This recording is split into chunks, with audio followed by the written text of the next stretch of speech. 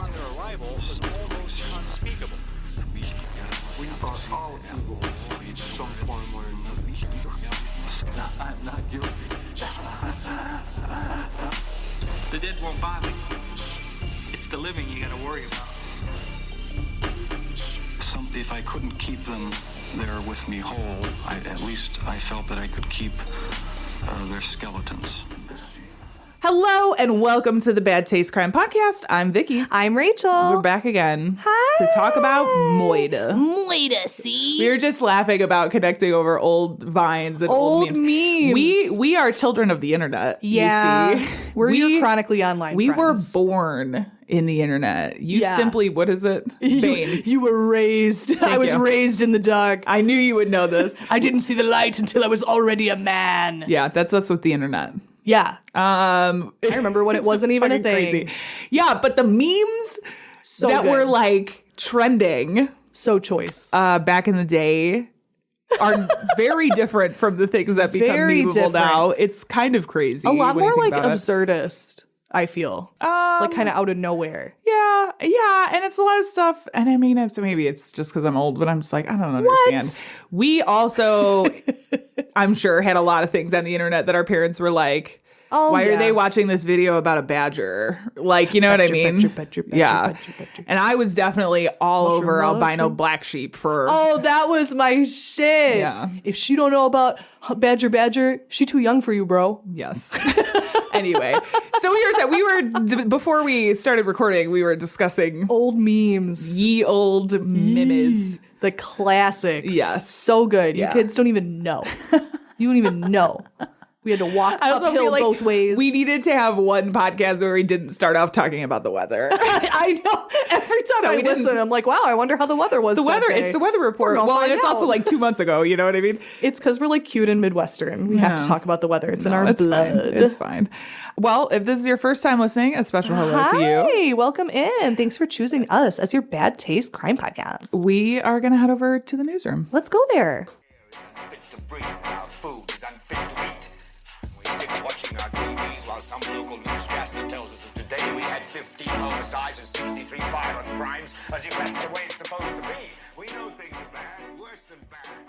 So this week our news comes from the BBC. Oh. A Chinese national named Zhang Kekun was arrested in Kenya in their main airport because he's been accused of attempting to smuggle more than 2,000 queen garden ants out of the country.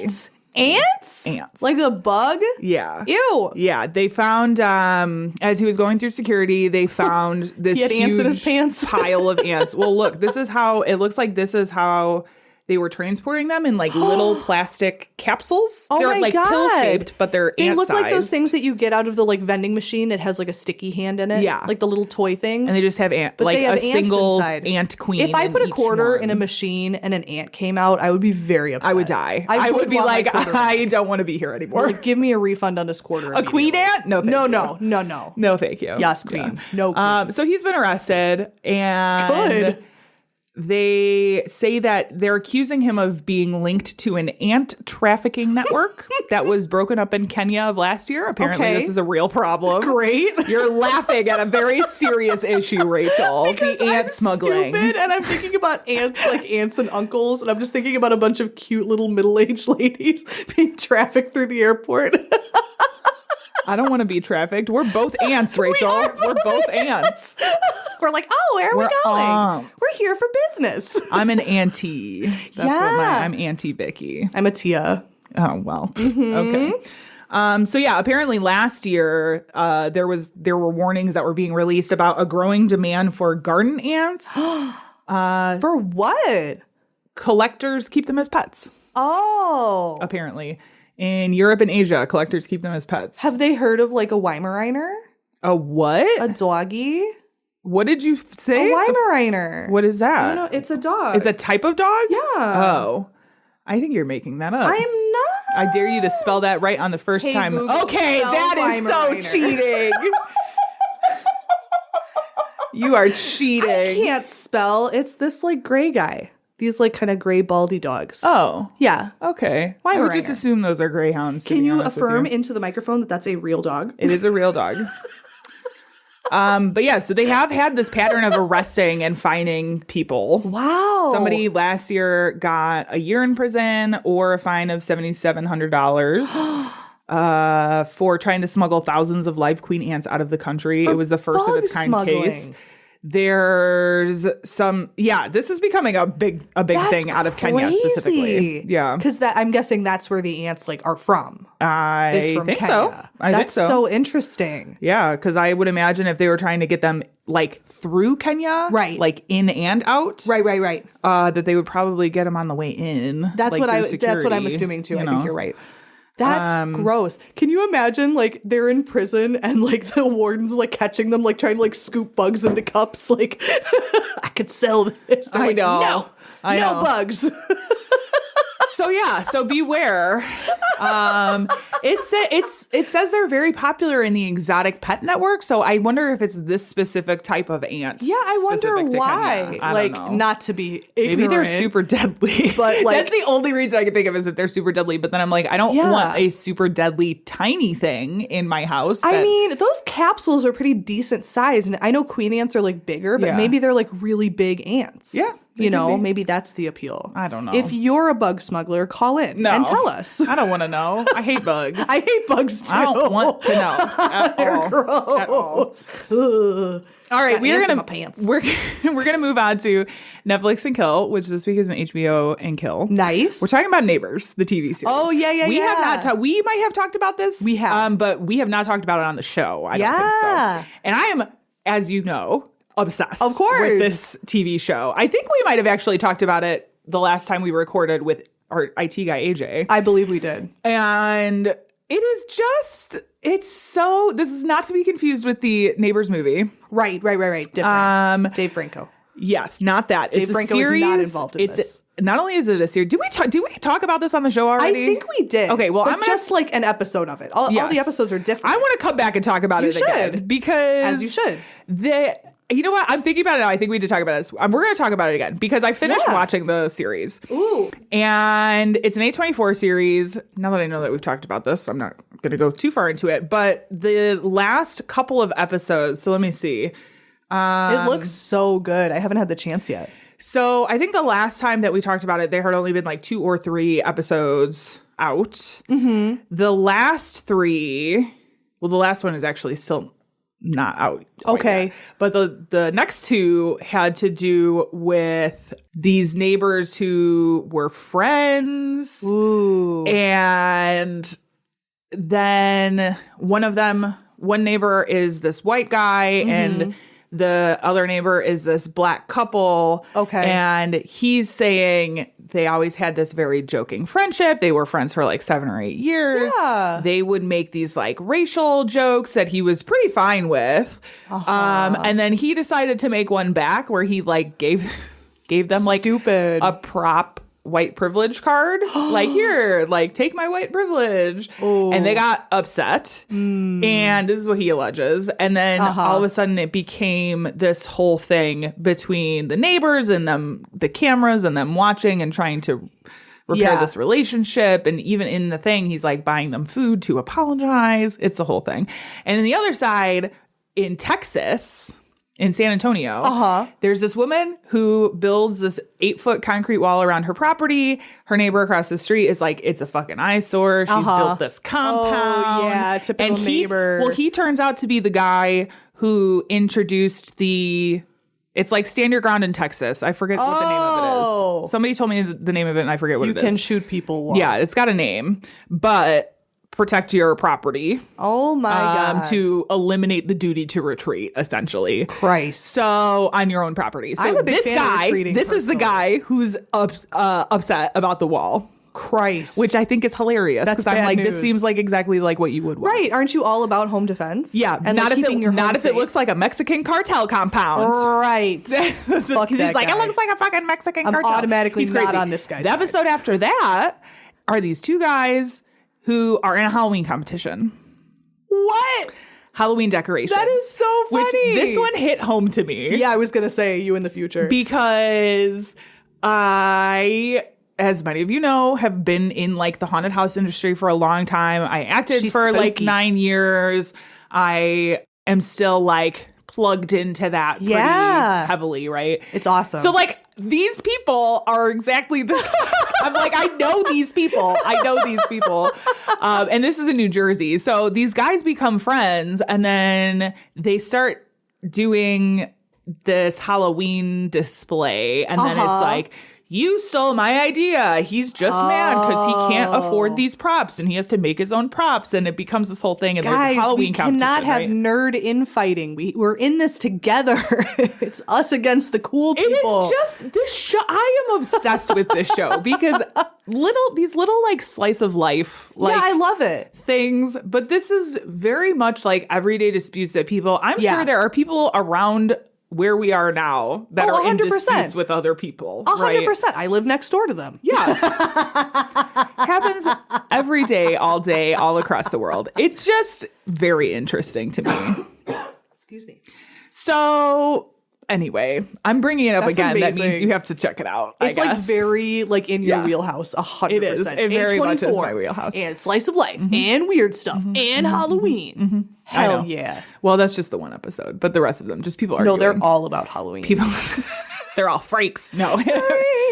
All right. We are going to move on to our episode. Let's move on. That part of the show where we say content may not be appropriate for all listeners. May not. We're talking about murder. Yeah, this there's week. some murder. I'm going to touch on a little bit of domestic violence. Not too bad, but I will be mentioning it. I think that's probably about it. Okay. That and murder. All right. Well, we're going to jump in. I decided to do, I honestly don't remember how I came across this, but we are doing an old-timey sort of doctor. My fave. This, a person by the name of Marcel Petiot. This is like Dr. Murder, right? This is Dr. Murder. Okay. Yeah, we're talking about Dr. Murder. Sorry, I didn't start off with that. We're talking about doctors who murder people. Doctors who kill. This happens. Yes. Especially, It honestly, happens. especially a lot back in the olden days. Well, it was a lot easier to get away with because people would die from a stiff breeze and you're like, I didn't kill that guy. The knife sticking out of him is totally coincidental. That happened. And they didn't have forensics, so it was a lot harder to like detect things. Right. And do autopsies to be like, actually, this guy was like poisoned. And who was doing the Or- autopsy? The doctor. The doctor, So he was yeah. like, he's fine. So we're going to talk about some doctor murders today. Let's do it. I'm starting with Marcel Petiot. He was born on January 17th in 1887 in North France. Is that correct? I think so. Old-timey. Love it. These are my favorites. His teenage years had some like petty crime Petty clean. aspects of it. Oh, Oui, oui. This is in North Central France. Okay. Did I say that? You said something, France. Okay, North Central France. So there's a lot of French in here, so just bear with me. Yes. So, yeah, he was doing some petty crime in his like teenage years. Like when he robbed a post box and he was charged at one point with damage to public property and theft. Okay. But when he made it to court, the judge requested that he undergo a psychiatric evaluation, which showed that he had a mental illness and the charges were dropped. Okay. Now, I want to say, as I was doing research for this, I saw in a lot of places where they are talking about him having a mental illness and it doesn't necessarily... They don't really specify? No. That does throw a wide net. It does throw a wide Are net. we talking early ADHD or are we talking dissociative identity disorder? Yeah. That's a wide I don't think spectrum. it's, and I mean, even back then, it could have been like He was a little disagreeable. defiant Or gay. disorder. Yeah, Yeah. Right.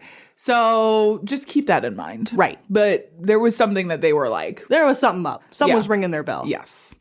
Yeah. So this is going to be sort of a pattern with him. And he was incredibly intelligent. Like he was a very intelligent kid. Cool. But he was just very rebellious. And he did a lot of the petty crime stuff like stealing, which was something that followed him from his teenage years into his adult years. Kleptomania. Yep. He was expelled multiple times from various schools, resulting in a second mental illness diagnosis. Whoops. But he did eventually finish school in Paris in 1915. Nice. Good job. The following year, Petiot volunteered for the French army in World War I Sacre bleu. in January 1916. But after being wounded and gassed during the war and showing additional signs of having some sort of like mental breakdown. Oh, no. They talk a lot about he was out and he had this like full mental breakdown. While in war, he gets sent to like all of these like military homes. Okay. To rest homes. Okay. To recover. Right.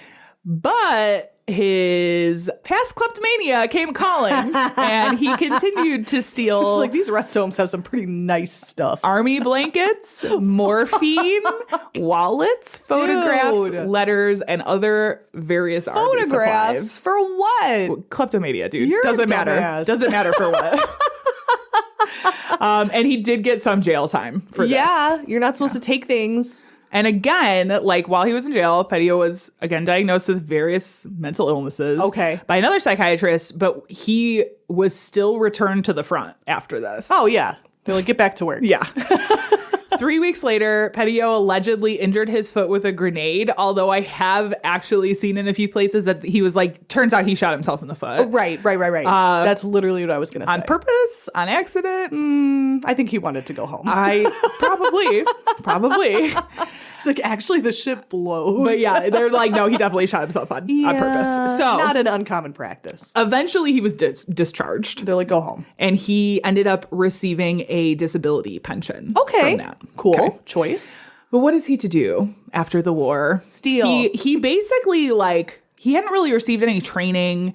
Yeah. After he finished school, he had pretty much gone from school into the military. So it's like, what do I do now? Right. That was my plan. Right. Well, there was an accelerated education program that was made for war veterans, and Petio joined, becoming an intern at a mental hospital. That's exactly the reaction I expected. Interesting. Okay, that's what a choice. After having been recommended to go to one for so many times. He was like, yeah, I'll go. And they were like, that's not quite what we were yeah, doing. right. You're on the wrong side of the glass, buddy. So he finishes school and he receives his medical degree in December 1921. And it's worth mentioning that at this point, in like by this time, Petio had developed an addiction to narcotics. Ooh, good. Great. Love He's that. Doing good. And it's also reported that he was not necessarily the most above board doctor. Oh, I would On the suggest that planet. as well. He was like still doing some petty theft things, but he was also selling narcotics or overprescribing narcotics. All And they talk a right. lot about him performing illegal abortions. He's for the streets. Yeah. So that's like, yeah. Okay, I love the illegal abortions, but everything else, don't do that. I do, except You have to make sure you're being safe. you have to make sure you're being safe, but also at the time there were a lot of illegal abortions happening that were forced by men who had mistresses or didn't want their wives. You know what I mean? So I'm like, yes. And no. That's the thing. Whenever you read like old timey stories about abortionists, whenever it's like the back alley abortionist who's like a lady, who's like a midwife, it's always like, that's good. I know. Whenever They're it's not a male necessarily doctor, doing it's it for like, the women. No. They're doing it for the fucking men, you know? Right. That is an important distinction. Yes, absolutely. Yeah. So it's like, well, okay. But yeah, don't get too jazzed on him. Okay. I'll tell you that. Don't get too excited about him. So Petio's first victim, although it was never proven, was likely a woman named Louise Delaveau. Ooh. She had the two had been having an affair. Okay. And she was the daughter of one of his patients. Ooh. And not long after their affair started, Delaveau disappeared in 1926. He stole her. Police launched an investigation and they started receiving information from the neighbors saying that they had seen Petio putting a large trunk, large enough to hold a body, damn it, into his automobile. But they investigated these claims and they didn't find any evidence to like link him to the crime. Because now it's not in there. They ended up saying that Delaveau was a runaway. Of course. And dropped the investigation. Aww. But that is, again, it was not proven. She was never seen again, I'm assuming. But that is allegedly his first victim. That's so sad. So after this, Petio decided to try his hand at politics and ran for the mayor of Villeneuve-sur-Yonne and won. What? Oh my God. This is the funniest part of the story to me. Girl, what? Let's not forget, he has this like petty theft background. Yeah. And he almost immediately began embezzling funds from the town, which the townsfolk were not very thrilled with. I love it. He just gets into this position of power and is like, immediately embezzlement. He just can't help himself. No, he really cannot. He really cannot. So townsfolk were not thrilled about that. He's got like a crime addiction. But he ends up getting suspended as mayor in August 1931 and eventually resigns. Yeah. But it wasn't all bad because during his time as mayor, Petio had married the daughter of a wealthy landowner and butcher named Georgette LeBay. Ooh, pretty. And the Georgette LeBay. And the two had a son named Gerhard. Now, 5 weeks after his suspension from being mayor, Okay. Petio is elected to a city council seat. Girl, what the hell? Why do they keep giving him jobs? Well, he lost his seat after he was accused of stealing electricity. Right. Stealing electricity. Yeah. They were like, you're literally stealing electricity from the town. Please get off of our city council. That. And it's literally, see, this is why I'm like, it's possible that the mental illness he had was kleptomania. Like, that could be it, because he literally is like, I don't even care what it is. Yeah. I'm going to steal this There's electricity. a very like poor impulse control Yeah. that I'm seeing, where it's like you're getting into this really good position. You know, you've been kind of scrapping the your fact whole that he life. got elected to city council after That's crazy. being ousted as the mayor They're like, because so he what? He embezzled stole? funds. So what? That was money. Okay, that's a different thing. They're like, don't steal any money. And he's like, okay. And then he goes to the city council meeting and he's like, my electricity sucks. They're like, let's go check it out. Actually, this isn't yours. Put that electricity back. He's like, Oh God, yeah. So, so he gets accused of stealing electricity. Petio decides to leave Yan and relocates to Paris, where he wants to continue practicing medicine. okay.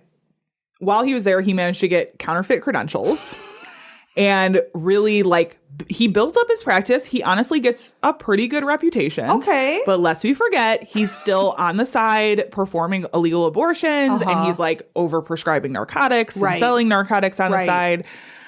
He's a shady doctor. When he goes to Paris, there is also some portion of time that he spends in an institution a bit for his kleptomania. Okay. So that's why I'm like, it was probably kleptomania the whole time, but I don't even honestly know. Yeah. I wonder what that goes back to. That's interesting. Yeah. Like, I wonder what they would prescribe him with today. Because the lack of impulse Jail. control could be, well, here's a Straight healthy, through jail. take 2 of these and call me in 5 to 10. So he does spend a little time in an institution. So by this time, it was 1940s France. World War II had started the year prior, and Germany had already defeated and occupied France. So now we are in German-occupied France in World War II. Okay. Yes. They are drafting, quote unquote, drafting French citizens for forced labor. Right. And Petio decides to take the opportunity to possibly do the only good thing in his life. Wow. Which was providing fake medical disability certificates to people who had been drafted by Germany. Oh, how nice. This is literally the only thing that I'm like, okay. Oh, well, I mean, I'm sure he didn't do it for free. No, probably not. But like, He's trying to make not a profit. nothing. It's not nothing. Right. You know? That is a nice thing to do. So he does start doing that. He was also this is the only reason that I'm like, maybe it was a good thing, because he was also treating people who were coming back from the forced labor drafting. I'm sure they came back like rife with like every disease. So he's treating them as they come back as well. That's nice. It's about the only good thing he does. Okay. He was like, I did skim the Hippocratic Oath. Yeah. Just a little bit. Yeah. So his practice of overprescribing narcotics finally caught up with him as well when Petio was convicted and fined 2,400 francs for it. Oh, yes. Had the charge gone to trial, there were 2 drug addicts who were prepared to testify against him. Okay. But they mysteriously disappeared. What? Before the trial began. What happened? No one knows. They just disappeared. This guy is nuts. So he never went to trial. He just got fined. Yeah. So this from All That's Interesting, quote, for Petiot, Nazi-occupied France provided the perfect backdrop in which he could commit his crimes. Indeed, the country stood divided primarily by Nazi sympathizers and those actively trying to overthrow or outrun the Gestapo. Petiot capitalized on the state of fear, taking advantage of the latter, end quote. Right. So Petiot starts telling people that he is part of the French resistance, which was sort of this move he did to get public trust. Yeah. To be like, which, listen, like, dude, you could have just joined the French resistance. I know. You could have just said that. You're a doctor. I'm sure they would have been happy to have you. He didn't do that, but he told people he did. But this allowed him to continue his narcotic sales, but also conceal like the horrible shit that's about to come. Yeah. So he would use the code name Dr. Eugene and would claim that he had the means to smuggle out people who were like wanted by the Germans out of France. We're talking about Jewish people. We're talking about people who are part of the French resistance. We're talking about criminals. He was like, I have a way out. If you pay me 25,000 francs that I can arrange transport through South America out of France. What a kind gesture, you would say. A lot of the times through Argentina, which was pretty common. Yep. And there was another country they mentioned, but it was mostly through Argentina. So he was like, I can do this. Come to my house. Don't tell nobody. Yeah. Bring all your money. His home becomes a bit of this like safe house for resistance fighters and other criminals that were trying to hide out, which sounds really great and noble until you know what was actually happening. Not. So working with 3 other accomplices or handlers, they called them, Raoul Fourier, Edmond Pintard, and René Gustave Nézondet. They would direct Jews, resistance fighters, and others who were attempting to flee the country to Dr. Eugene. But before he could get them out, he would say the Argentine government requires everybody coming into the country to be inoculated from disease. Yep. But that wasn't a concern because he was a doctor. I'm a fucking doctor. I'm I got a doctor. syringes up the ass. Yeah. Let me inoculate you. Yeah. So you might feel a little sleepy. Yeah. So he would inoculate the people, but when he provided the injections, he was actually injecting people with cyanide. Yep. And then he would rob them of all their valuables and money and dispose of the bodies. It's disgusting. Yeah. Yeah.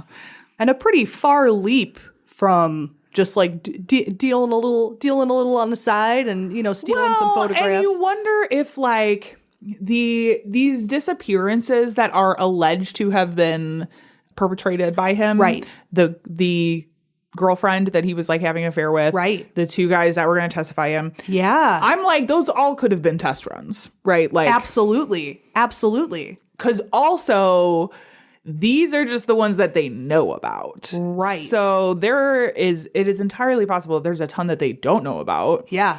Or that he started much earlier. Yeah. He's probably been doing this for a long time. That's Yeah. disgusting. Yeah. So initially, Petiot was just dumping the bodies of the victims into the Seine, which was bad luck for future Olympians because they had to swim in that river during the French Olympics. God, the Seine is disgusting. I know. I'm like, oh, here's a story of them. He literally, I mean, at least 10 probably. Like there was quite a few that he dumped just into the Seine. Yeah. They never got pulled out. Nope. So again, though, France was occupied by Nazi Germany. There's this like French Gestapo presence that's increasing. So like walking the bodies down to the river was starting to become very, very risky. Of course. So at some point, Petiot switched to using quicklime to disintegrate the corpses. Yup. And word about this doctor who was like helping people escape started making its way around to the Gestapo, who, so sad. Of course, assumed that Petiot was acting on behalf of the resistance. Right. So now the Gestapo is like, who is this guy that's, there's all these people that I know this is crazy. Yeah. They're like, there's all these people that are escaping France, and we've got the name of this Dr. Eugene. Like, who is this guy who's helping people escape, thinking that he's working for the French resistance, even though it's a front. Yeah. So they wanted to find out what was going on. The French Gestapo they force a prisoner. His name was Ivan Dreyfus to get in touch with this underground network and be a mole, basically. Okay. They say, you are a prisoner. Go into this see what's going on and report back to us. Yeah. But unfortunately for Ivan and the Gestapo, I guess, he just vanished. Into thin air. Now, later, an informant managed to get into the network and feed information to the Gestapo, which led them to arresting the three accomplices, Fourier, Pintard, and Nezande. They get arrested. They are tortured until they revealed that Dr. Eugene was, in fact, Marcel Petiot. Okay. So 2 of the 3 accomplices spent 8 months in prison for helping Jews escape. And then they continue to torture the men to get additional information about like other resistance members. But the joke was on them because they weren't actually part of the resistance. They're like, I really don't know anything. Yeah. So I'm glad they're getting tortured, though. Not the Nazis, but I can't be sad. It's kind of a moral conundrum. Right. The cops got them. Oh, they're not the cops. They're the Nazis. Right. And they're like, give us information about the resistance. They're like, but we're not actually part of the resistance. We're not in it. Resistance. Stop lying. Yeah. So by the time they decide to go and find Petiot, he has already fled he had a couple of practices around Paris. So he flees to this other practice in a different part of France that was kind of near the Arc de Triomphe. Okay. Like it's kind of in that area. Yep. They don't know that though. They're just like, well, he's not here anymore. So he dipped. He continues his ruse out of his 21 Rue Le Sueur location. Although things become significantly more complicated without the support of his accomplices. Right. Moving the bodies of those that he had tricked and killed was like the piece that he was really having an issue. He did not have an issue like getting people to come to him. No, I'm sure he didn't.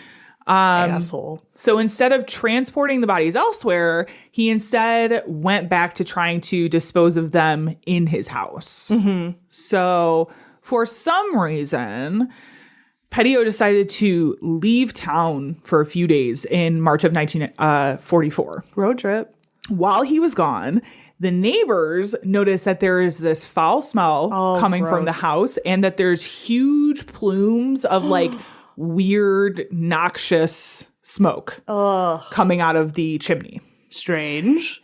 They thought so too. Yeah. So they called. They also were like, we wonder if the house is on fire. Yeah, right. Because it was just like all the smoke. They were like, the house might be on fire. So they call the authorities, who also called the firemen to like come and aid. Because they didn't know if the house was on fire or not. When they go into the house, they see that there's a note on the door that said Dr. Petiot was out of town and that he was going to be back in a few days. They end up getting in touch with him, being like, hey, we're here at your house and there's some issues. And we think your house might be on fire. He was like, don't go in the house until I get there. He's like, don't go into the house until I return. So they wait an hour. Why? And they're like, okay, we're going to go in. Yeah. Like by this time they're like, getting really nervous. Okay, we're going to go in. So they go in, and in an incredibly rare win for the Gestapo, I would say. Right, the one and only. They not only find a huge fire in the coal stove, but bodies literally all over his home. Oh my God. This is again from All That's Interesting. Quote, what they found was unlike anything they'd ever seen. Bodies, not even whole bodies, just parts of bodies, were strewn around the house. Some were in canvas sacks or suitcases. The garage had vats of quicklime, an incinerator filled with limbs and bones. All told, they found at least 10 corpses in the house, though none of them were still intact. Oh my God. So they walk into this scene. Ew. And meanwhile, this is why it's like, why did you leave? Right. He's like, I'm fucking off on vacation. Idiot. I'll clean this up when I get home. Yeah, whatever. Like, whatever. He's dude. like, it's actually kind of stinky in here. I think I'll go to the seaside for a couple days. I mean, maybe. Might have been. But like, Also, what? He seems a little stupid. He's a little strange. So not long after they get into the house, Petio arrives at the house. He's like, hey. Yeah, and he's trying to explain, why there are multitudes of you see. bodies in his house. He says, well, actually, I'm a member of the resistance, and all of these bodies are Germans and Nazis Shut the fuck that I've up. killed. Like Nazis and French traitors. Like there's a ton of French traitors in here. That's pretty smart. Okay, it is. It was plausible enough that they were like, we're going to continue to investigate, but we're not going to arrest you right now. Hello? Yeah. That's a lot. Yeah. They were like, I mean... Either everyone in France is real stupid or he's a big manipulator. Now, to be fair, about as fair as I can be, they did continue to investigate. It's not like they were like, good. oh, yeah, true, sure. Like you're finding a bunch of like hands and feet in the house and you're like, well, I guess I'll see you next week. Yeah. We'll give you a call. It was just plausible enough that they're like, maybe. stupid. So they continue to investigate, but they're like, we're not going to arrest you right this second, which was a fucking mistake. But they didn't know that at the time. So they continue this investigation. It ends up leading them to additional accomplices, including Petio's brother, Maurice, a shopkeeper, his wife, Georgette, and his daughter-in-law and apparent mistress, Leno Arnau. Ew. Yeah. Girl. And a bicycle dealer named Albert Newhausen. A bicycle dealer? That's so cute. He was an accomplice. Such a cute job. Okay. Fuck that guy. That's like so adorable. That's such a cute way to put it. Yeah. A bicycle dealer in France. Dealer. Which is like even more idyllic. Yeah. You know? You will go cruising down the Seine. Yeah. So they find these accomplices. They essentially all point to Petio as being the murderer and are like, actually, they were not Nazis. They were regular people. And they decide now to arrest him, right? Right. But when they arrive at his home, he was already gone. Duh. So they start searching for him.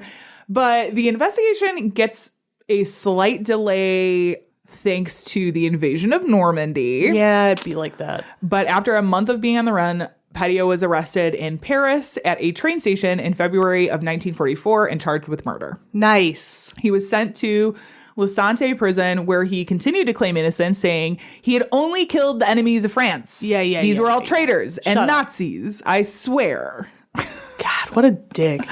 When the police, they did like investigate his ties to the resistance because he kept being like, I work for these groups, like blah, blah, blah.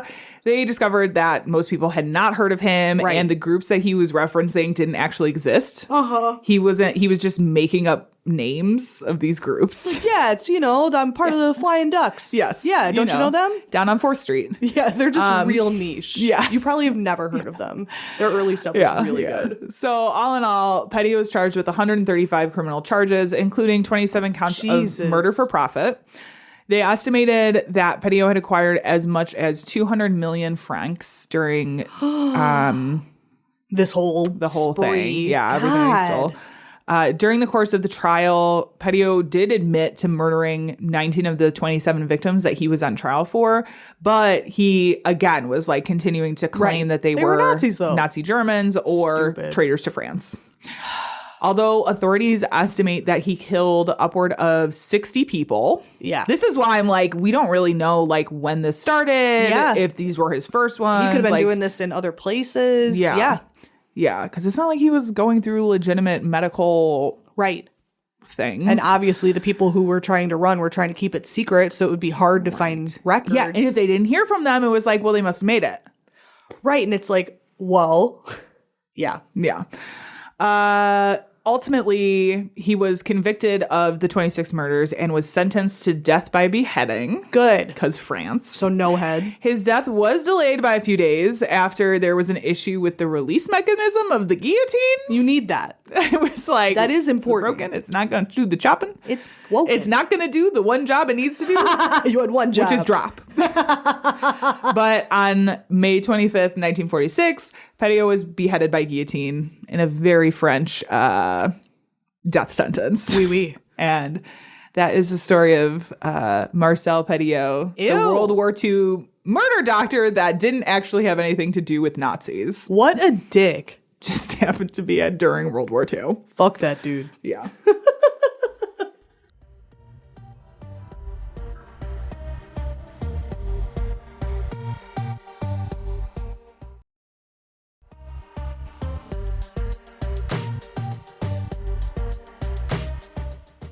When you were texting me about topics, you referred to this one as Dr. Murder, which really made me laugh. My name is Dr. Murder. That's what it sounds like, a B-level like comic book villain. Yeah. Look out, it's Dr. Murder. He's defying his Hippocratic oath. Oh no, it's Dr. Murder. It really cracked me up. What will you do this time? Murder?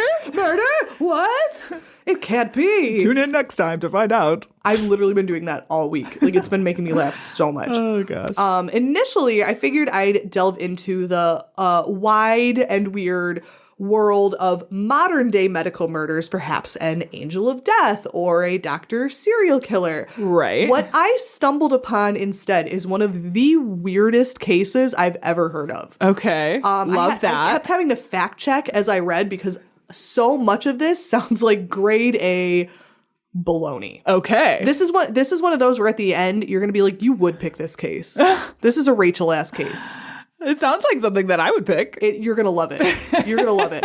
Hold on to your spaghetti because we are covering the case of the Philadelphia poison ring. Okay. Yeah. Okay. This case takes us, of course, to Philadelphia, land of cream cheese and other stuff. But we're going Definitely with. not. I love cream cheese. I love Philly, I gotta say. I know. I've spent quite a bit of time there. I want to go there. It looks like such a cool place. Yeah, it is really cool. Yeah. It is really cool. So much cool stuff to do. I keep seeing those like videos on TikTok where I'm like, that looks so fun. Where is it? And it's like, oh, it's halfway across the country from you. Like, don't show me that then. I don't live there. Yeah. But it looks like there's so much fun stuff to do. There looks like a great city. There is. And it's like within train distance to like New York or, any of those places. Which is great. Yeah. I want to go there and sample their cream cheese. That's what I want to do. Okay. But so we're in Philadelphia, but we're going all the way back in time to the 1930s. Okay. Because again, of course, our cases dovetail. Always. Crazy.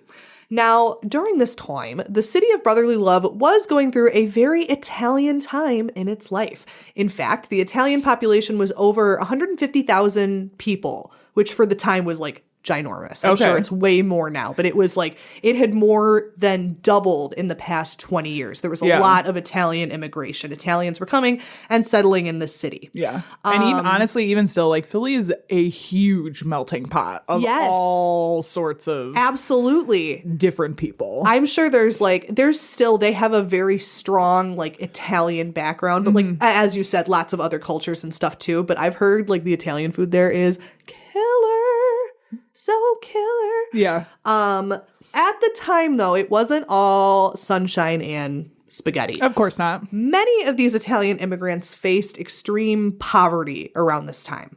Many of them had trouble adjusting to the American ways of life, maybe not speaking English super well, unable to find work or purpose. The part of this community that seemed to suffer in silence was, of course, the women. Mm-hmm. Imagine being a housewife, your Italian dad probably made you marry this guy you probably didn't know or like, and then he has the bright idea to move to America away from all of your family and friends. You don't speak the language, Duolingo is totally not a thing yet, and you can't find decent mozzarella literally anywhere. Yeah, and that was definitely, bereft. I mean, you still get this now, but like, I do feel like that was very much like a machismo kind of culture. Absolutely. For a backdrop for that. Absolutely. Yeah. And it was very like the women were expected to just kind of shut up and bear it. Yes. The men could go out and find work. The women really had to stay in like domestic circles. Some of them did work, but like it was very different. Right. Meanwhile, your asshole husband is doing asshole things, maybe beating you perhaps, maybe spending all your money. Mm-hmm. You have no one to turn to for advice and the bill collectors keep calling. Okay. This is where Herman and Paul Petrillo stepped in. Okay. This pair of brothers. Their last name is Petrillo? Petrillo. Okay, like Sophia Petrillo? Who's that? Sophia Petrillo? You saying it louder does not I am qualify. ashamed of you. Who is that? She's Dorothy's mom on the Golden Girls. Oh, Oh, Sophia. Sophia Petrillo. Yeah. Oh, I didn't even connect that. Wow, that's stupid. Shame on you. I've seen all of the Golden Girls 1,000 times, and my brain was just like, what the fuck are you talking about? When I was a girl in Sicily. Okay, picture it. Thank you for being a friend. 1930s, Sicily. Petrillo. Maybe this was her ancestors. Could be. Could be. Because they weren't Sicilian, but they were Italian. Herman and Paul, these two brothers. They seem like they were sent from Italian heaven itself to these poor women. They spoke fluent Italian, of course, and would comfort these ladies, promising to help fix all their problems. Sounds good. And when you're in a new country having financial difficulties, a good place to start is getting your insurance all figured out. Okay. You know, let's make sure that if something happens, you know, your husband has a work accident or something, let's figure this out. Let's figure out insurance, right? Okay. Yeah, I know. And wouldn't be my first step. Sure wouldn't be mine either, but I don't know what it would, like, but it would not be insurance. No, I know, but like you would think that insurance people know about like financial stuff. They know about legal stuff. I feel like it's a good like kind of middle ground where it's like this is going to be someone who's going to be knowledgeable. Yeah. And out of the two brothers, Paul, they had like this building, and Paul operated an insurance agency out of it. So when he would find these like sad Italian women wandering around with no money or black eyes and such, he would be like, come down to my insurance office. We'll sort out all your financial shit. We'll get this figured away, and we'll just figure this out together. Okay. Take my hand. Sure. Let's go. Okay. He was like, ladies, don't even stress. Feeling comfortable, the women would spill their proverbial guts, and Paul would listen sympathetically. Then he'd say, hey, wipe them Italian tears, baby. Not only am I going to help you with your money problems, I can help you with your husband problems too. Ooh. And they were probably like, oh my God, sick. He knows like a marriage counselor maybe. Yeah. And he's like, great, stay with me. How do you feel about magic? Okay. Yeah, you know, magic. And they were like, wait, this is the insurance guy? this is the insurance guy. Okay. He was like, so let's talk about magic. And you would think, you know, being a 30-something woman yourself, you'd be like, hello, what? But these women came from Italy. Italy is a very spiritual place. Yeah. And the folk magic there, and there's this whole, I'm not going to get into it because I'm autistic and I'll talk for 15 years because I think this is very interesting. But yeah. The whole mix of Italian folk magic mixing with the Christianity and the Catholicism that came, a lot of, like, I used to be friends with an Italian family, and some of the little things that they did, they were like hella Catholic. Yeah. I would be like, that's witchcraft. Yeah. And they were like, no, it's not. I'm like, but it is though. Remind me to talk to you about this later, because I have commentary on this for later, but I'm not going to do it now. Love it. Because it will go on forever. Love it. But they are like also a very like superstitious. Very superstitious. But I am a little stitious. Bunch. Yeah. So it was like a whole thing. So he was like, ladies, we can solve this problem with the money. Sure.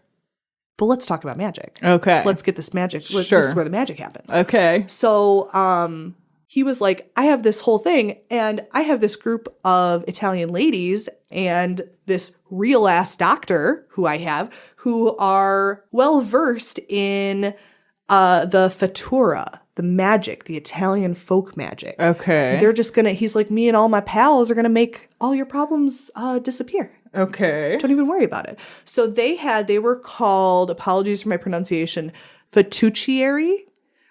These were like witches. Okay. These like practitioners. So these were always wise women. Josephine Sedita, Rose Carina, and Maria Carina Favato. So he'd be like, hang out with my witchy girlies. That's fine. And the Italian women would come and be like, okay, hello, witchy women. And they would believe in this. This was not like a weird... This was very ingrained in their culture. Okay. This was very normal to be like, oh yeah, you go see the witchy person. That's fine. Like, it's still very, very normal. Sure. It's just a cultural thing. Okay. So they were like, okay, cool. We'll go to the witchy woman, sure. And they would be like, hello, witchy woman. My husband, I just don't know what to do. You know, in those days, your prospects were limited. So they'd be like, my husband doesn't love me anymore. My husband's cheating. He's beating me. He's spending money on the horses. I don't know what to do. And the witchy woman would say, I have just the thing for you, girl. This, in this little vial, contains a magic potion. Okay. And you are going to sprinkle it on top of your husband's spaghetti or cannolis or whatever the hell you're making. And he is going to fall desperately, madly in love with you. Okay. So like little tinctures that they send him off with. And that's still a thing, you know, making tinctures, making potions. And it's like, okay, cool. Except the potion was arsenic. Oh. It was just arsenic. Shit. Okay. Yeah. I don't know what I was expecting, but it was not just straight up poison. I'm thinking it's like, again, like a tincture with like herbs and spices. Or it's like and nothing because maybe they're cheating these women. Right, It's just like, water. Water with the little ink in it or whatever. Yeah. No, it was poison. Okay. So, all right. because of the nature of these crimes, we don't know all of the specifics about what the women knew. We're talking about like the women who came to the place, not the witchy women. The witchy women were like, haha, yes, kill. But the poor, sad Italian women, I feel like it was probably on a case-by-case basis of whether they really believed, oh, this is really a love potion and my husband will fall in love with me and everything will be fine. Or like, oh, this is arsenic to kill the bastard. Thank you. Yeah. Please give that to me. Like it did seem, because of course everyone's different, you know? Sure. So I'm sure some of them knew, some of them didn't know. Yeah. They probably told them different things, but it would I'm sure they got referrals. They sure did. You know did. what I mean? Like, they sure did. being like, this worked for me. Yup. Look, my life's great now. And that's the thing. I've talked on the podcast before about famous medieval apothecarius Aqua Tofana who would make poison for women. But she would specifically tell them, because in like medieval Italy, you weren't allowed to like get divorced and spousal abuse was not punishable at all. It was just like, hey, that is what it is. Yeah. He's allowed to hit you. Fuck you, woman. Yeah. Get in the kitchen. Make my cannolis immediately. Yeah. And she would be like, hey, do you want me to kill that guy? Here's a little bottle. Kill him to death with it. Yeah. Fine. Yeah. But some of these women, they were deceiving them. Being like, gotcha. This is going to make you rich. This is going to make actually, fall in love with you. Well, but here's the thing is sometimes it kind of would, because remember what business Paul had? Paul had insurance. Yeah. So you were kind of like, wow, it's so random to have insurance. Not random, because he would trick these women into giving. And it's probably this was still the time where you could take life insurance policies out on other people. Exactly. Like you could what was show up and be like, happening. I want one out on my husband. That is what would happen. Yeah. So he'd be like, you have your love potion all bagged up for you. That's so great. You have your coupon, your punch card for next time. Love you so much. Do you want to go and get insurance for your husband? A big fat insurance policy that you'll sign to me. Right. Or one of my witchy women. Oh. Or one of my doctors. So I mentioned earlier, they had a real ass doctor. Yeah. So Herman and Paul, these two guys who were running this quote unquote business, this risky business, were kind of so Paul was the one with the insurance agency, and Herman was involved with organized crime. Okay. He had links to like a bunch of different families and stuff. Again, not trying to be, but he's Italian. Sure. So it's like, that's a thing. But he was like, I'm going to make my own mob. Okay. Blackjack and hookers. Okay. And witches. So that's what he did. He was really into like kind of the magic-y thing of it. And I feel like the other mob guys were like, calm down. Yeah. You're going to have women in the mob? Stop it. Yeah. And he was like, God forbid women do anything. Sure. Please. Sure.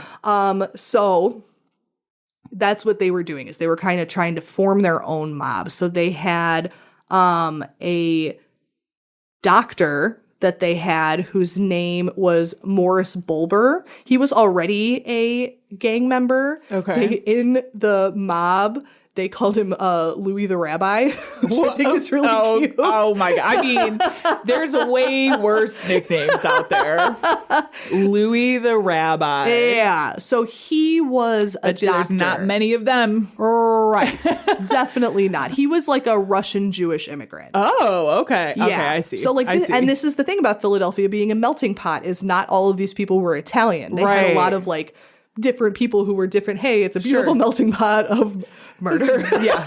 Beautiful. Love seeing people working together. So he would help like get the arsenic. Okay. That was kind of his role. He was that like the Dr. procurer. Bulber. Yes. He was in procurement. Yes. And because they were like a real insurance agency. Yeah. So they began to recruit other insurance agents because it was getting so popular that he was like, bro, I need a break. Okay. I need to go on vacation. Okay.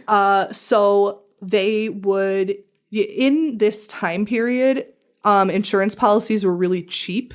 You could pay like nothing and get like a huge policy. Okay. And the cool thing for them was if the policy was under $500, a medical examination, like if that person died, which they would because they were chock full of arsenic. Right. If it was under $500, you didn't have to have a medical examination. Okay. If you have a higher insurance policy, it's required. Could you get multiple $500 insurance policies? Oh, yeah. And of course, they were hopping to all of these insurance agents in this thing. So they would get multiple things from multiple different agencies on the same guy. Yeah. Sign the different ones to different gang members, and they ended up getting a lot of money. Okay. Interesting. Yeah.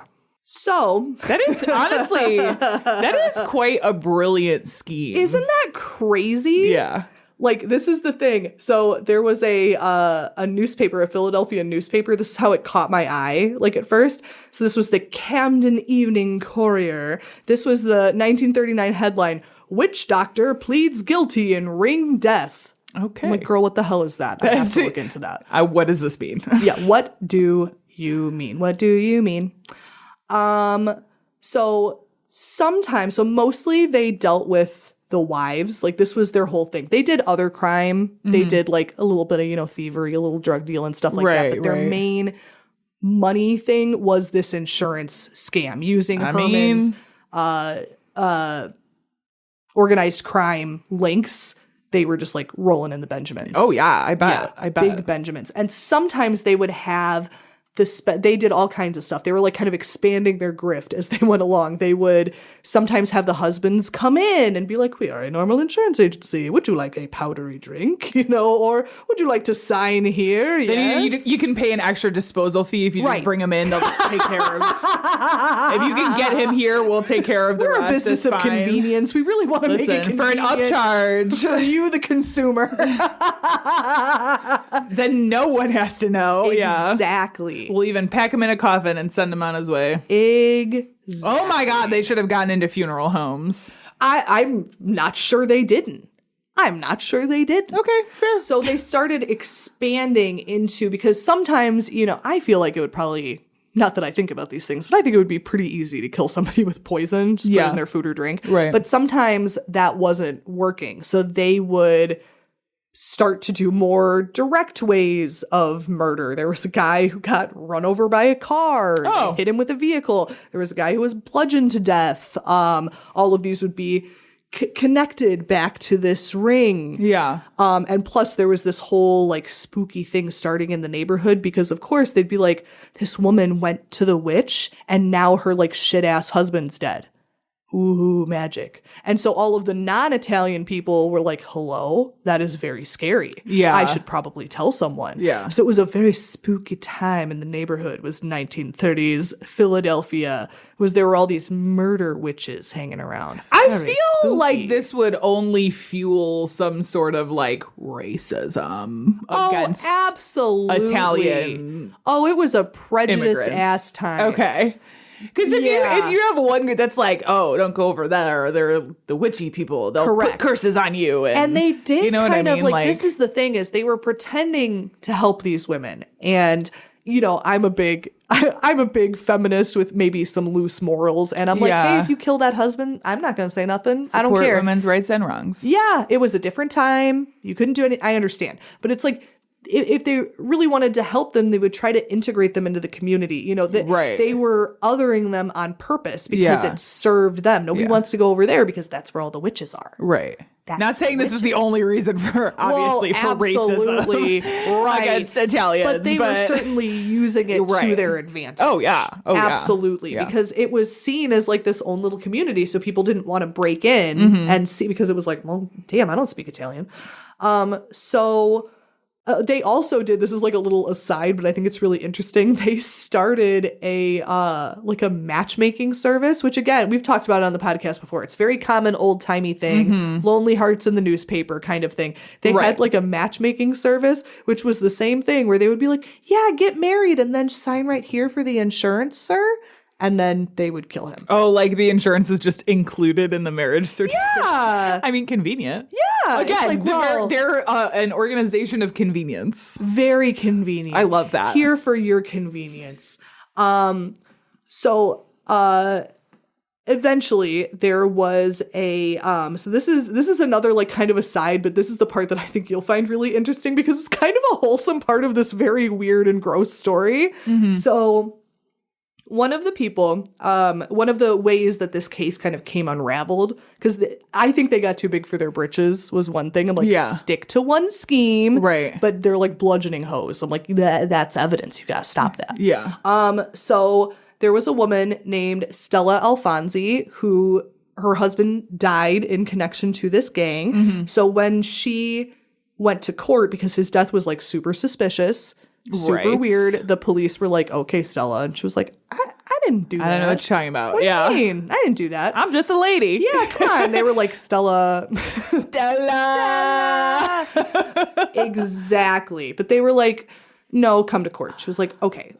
So again, this is like probably 1939. This is almost in the 40s. So she's like, I got to hire an attorney. She did the very unusual for the time step of hiring a black attorney. Oh my God. This was Raymond Pace Alexander. Okay. He is a very interesting, I'm not going to talk about it because again, I've mentioned the autism before. I'm just going to not stop. Yeah. But I will put like a biography of his in the show notes. Okay. He's a fascinating historical character. Interesting. And he got her ass acquitted. Oh. Even though she did that shit. Wow. He was a good lawyer. Okay. So like you were talking about the prejudice against Italians at the time in America, which was large. And then here's this Italian murder lady with a black attorney. Wow. And he got her acquitted. I know? mean, Like, I can appreciate a good lawyering. yeah. Like I you know can what? I can respect he a did good what he was lawyering. paid to do. Yeah. Right? Yeah. And like, maybe they tricked her. They didn't. But I don't know. No, they didn't. She knew. But it's okay. But later he would go to serve on city council and he would become the first black judge on Pennsylvania's Court of Common Pleas. Oh, very cool. Isn't that fabulous? Very cool. He's a very interesting character and you should definitely look him up if you're interested, which you should be, if you're interested in interesting things. Yes. So there is still like eventually pretty much all of them. I think there were 22 people who ended up getting convicted. Most of them spent most of their lives in jail. Okay. Henry and Paul and the doctor Morris all got life. So they all got life in jail. Good. They were connected overall to about 35 murders. Wow. But just like yours, that is a huge lowball. You never know. No way. Every time it's like a mob thing, imagine that number times 3. I heard that on a documentary once and it's never left me. I'm like, yeah, I guess so. Because they don't know. They're swimming with the fishes. Yeah, there's only... they can't find Jimmy Hoffa still. Right. There's only like a certain... You only know what you know once you caught on. Right. And half of those people don't, what do they call it, sing? They don't snitch. No snitches. So it's like, well, how are you going to know? So the credible estimates are of 100 victims or more, which I would say is sensible. I think it's probably quite a few. Yeah.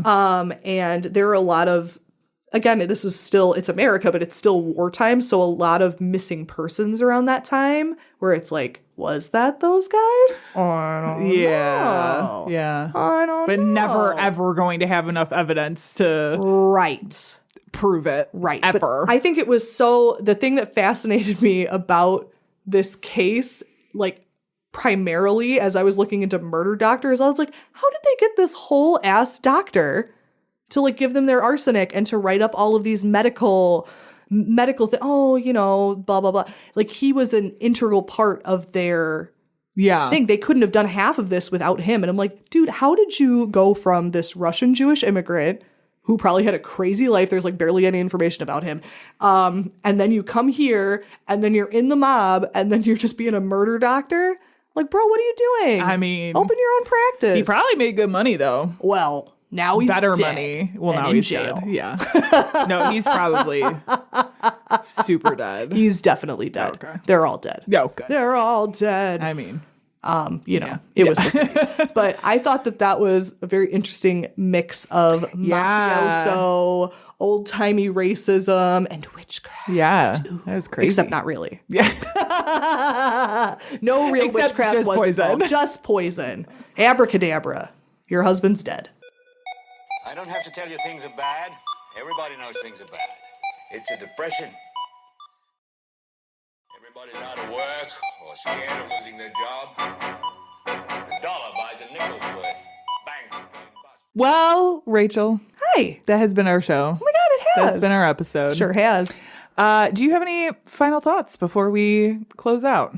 Don't poison people, I feel. I mean, that's good, solid advice. I would think so. That is very solid advice. I would think so. I would think so, but I do feel sorry for all them sad, lonely Italian ladies who were trying to get out of a tough situation and ended up with the fucking mob. Yeah. I'm like, they just wanted insurance. Oopsie. Yeah, right.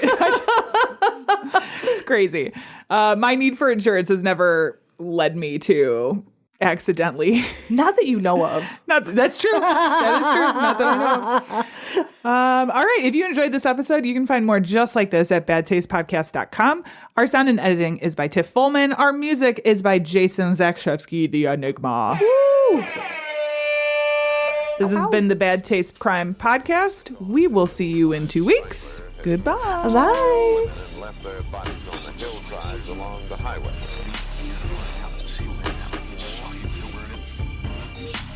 It was as if a wave of evil washed over this town.